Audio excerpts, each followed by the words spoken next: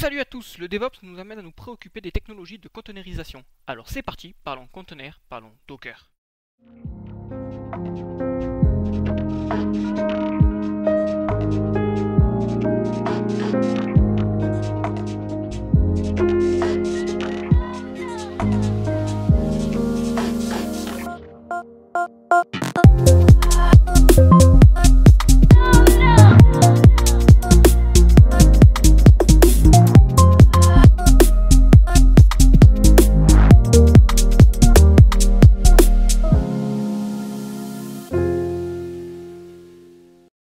Alors j'initie cette série de formations autour de la plateforme Docker qui est un des leaders dans le domaine, bien qu'il en existe d'autres concurrents, mais la plupart indirects, dans le sens où ils se situent à un niveau supérieur. Nous le verrons ultérieurement.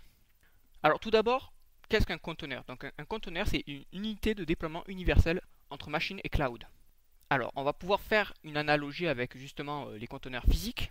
Alors les conteneurs physiques, en fait, ils ont été inventés en 1954 par une personne qui a créé ce conteneur qui est en fait un nouveau standard, permettant ainsi de faciliter et de simplifier toutes les problématiques qu'il y avait autour du transport d'objets. Et bien là c'est pareil, mais cette fois-ci à l'échelle de l'application.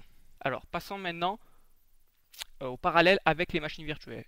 Le vif intérêt des conteneurs est complètement comparable à celui des intérêts des machines virtuelles, à ceci près que son adoption est beaucoup plus rapide. À l'heure actuelle, quelques entreprises, comme je le disais lors de la toute première vidéo portant sur les IT Tools, ont déjà adopté la démarche DevOps. À ce titre, ils utilisent le système de conteneurs du développement à la mise en production en passant par les tests de qualité. Néanmoins, la plupart des entreprises sont encore en cours de transition, phase intermédiaire, et utilisent les conteneurs uniquement dans un milieu dev et pré-prod, un peu comme c'était le cas au début des années 2000 avec les machines virtuelles.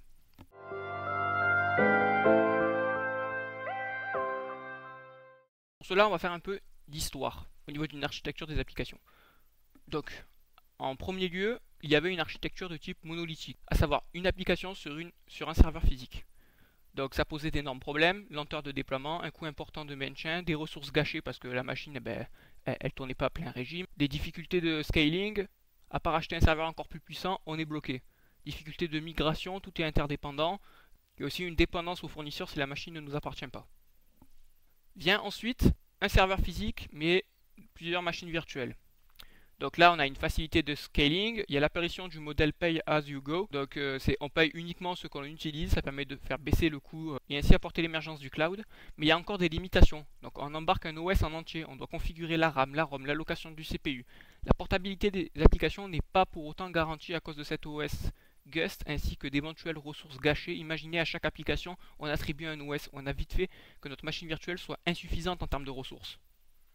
C'est pour cela que vient en fait se positionner les conteneurs. Donc la containerisation, ça permet d'utiliser le kernel de l'OS hôte pour lancer plusieurs routes file system. Donc ainsi chaque conteneur a ses propres processus, mémoire, device et réseau et se croit seul sur l'OS. Alors j'ai bien il se croit parce qu'en fait justement il ne l'est pas seul et c'est tout là l'intérêt et savoir comment ça fonctionne derrière. Donc il y a en fait un partage, une mise en commun des différentes ressources et librairies utilisées par les applications. Donc aussi on économise de la RAM et de la ROM. Alors la force des conteneurs, voilà, la principale différence en fait avec les VM, c'est réside dans le fait qu'il n'y a pas ce Gust host. Donc bien que nous verrons plus tard, en fait, il y en a bien un, mais disons qu'il est très dépouillé et quasiment invisible en fait. Donc il fournit juste les services minimums, il sert juste de passerelle. Donc grâce à cette avancée technique, le poids du conteneur peut se compter en mégaoctets plutôt que gigaoctets. Donc il utilise moins de CPU, de RAM, de ROM et surtout une portabilité accrue, peu importe sur quel OS on a développé l'application, du moment qu'elle est containerisée, l'OS saura la faire tourner. Donc c'est comme l'analogie précédemment énoncée, une fois le standard adopté, les bateaux et les trains savent transporter des conteneurs, c'est de même pour un Linux ou un Windows. Alors, néanmoins, la bonne pratique n'est pas pour autant de balayer les virtual machines. En effet, laissons les virtual machines lancer des conteneurs et là on a un système qui rocks. Pourquoi? Car on a les bénéfices en fait de chacun et ça évite de dézinguer l'écosystème actuel en plus. Ainsi on a une double couche en fait de sécurisation avant d'atteindre le système hôte. Mais aussi on a une gestion plus fine des ressources. Donc cette approche en fait est rendue possible aussi avec l'émergence de l'architecture microservice qui consiste, par exemple là j'ai pris une application qui ferait de la vente de peu importe quoi en fait, elle aurait un service authentification, un service pour la facturation, un service pour l'envoi de la facture seulement, et ainsi en fait voilà l'application elle est totalement composée de petits bouts de code qui selon les besoins, selon le service qui est le plus demandé va pouvoir être scalé, et surtout aussi pour le débugger, on n'a plus qu'une équipe ou une personne s'occupant juste d'une toute petite partie, ce qui est beaucoup plus facile à gérer. Avec tout ça est né en fait Docker.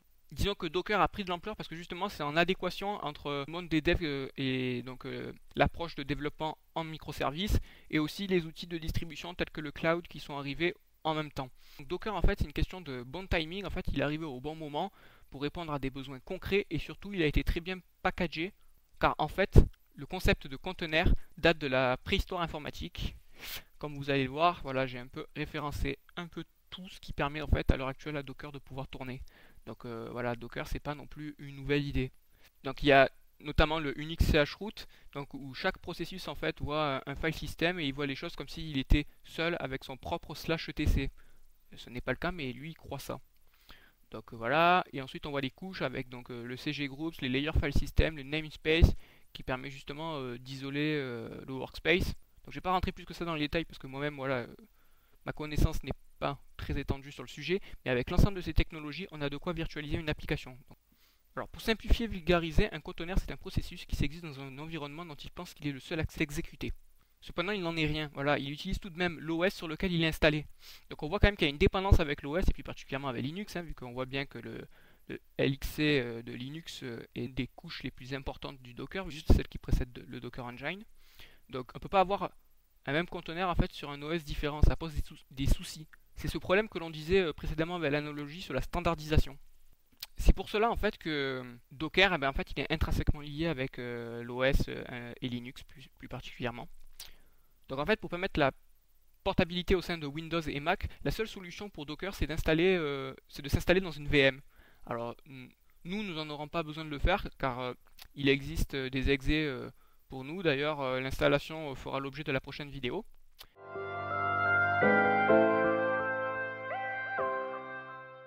Une chose importante à prendre en compte, c'est que Docker n'est pas juste une technologie, c'est une plateforme complète avec de multiples produits et outils. Donc en fait, Docker repose sur un modèle de type client-serveur avec le Docker Engine et le Docker CLI pour pouvoir interagir. En tout, le CLI comporte une quarantaine de commandes, donc il n'y en a pas non plus des masses. Comme on l'a dit, le Docker Engine, lui, il utilise directement le kernel de Linux. C'est le programme qui permet à des conteneurs d'être distribués et lancés. Ensuite vient par exemple, on a le Docker Hub, donc c'est une registrie publique donc, qui comporte un ensemble de repositories officiels tels que Image Ubuntu, Fedora, Node, WordPress, etc. Donc nous verrons ce terme d'image un peu plus tard. Ensuite, il y a la possibilité de faire sa propre registrie, donc avec le Docker Trusted Registry. Donc on a la possibilité de disposer de registries privées dans son data center. Donc ensuite on a le Docker Swarm, donc c'est pour faire du cluster et orchestrer des conteneurs. Donc sur ce point, il y a énormément de concurrents, dont Kubernetes et Mesos.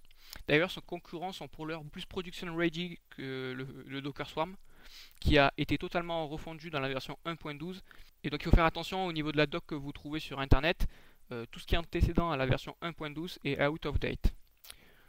Donc ensuite vient Docker Data Center et Docker Cloud. Donc un Data Center Docker, solution payante bien sûr, un cloud, mais maintenant n'importe quel cloud public est normalement bien adapté pour pouvoir lancer des conteneurs. C'est pas moi, DigitalOcean, Amazon Service, Azure de Microsoft, etc.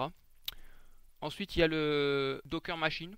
Donc Docker Machine en fait il va pouvoir provisionner un Docker hot en installant le Docker Engine sur plusieurs de ces machines hot en fait et à distance. Ensuite il y a le Docker Compose, donc lui c'est pour définir de multiples conteneurs à partir d'un seul fichier, donc le dockercompose.yaml. Un peu plus à la marge, le Kitmatic qui permet d'avoir une interface graphique plutôt que de passer par le CLI, mais il est utilisable uniquement sur Win et Mac. Donc on peut voir que Docker c'est quelque chose de complet et potentiellement complexe. Nous allons voir chacun de ces outils point par point.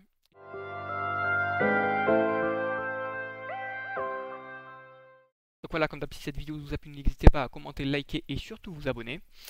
Et je vous dis donc à la prochaine vidéo, nous allons parler de l'installation de Docker sur les différentes OS.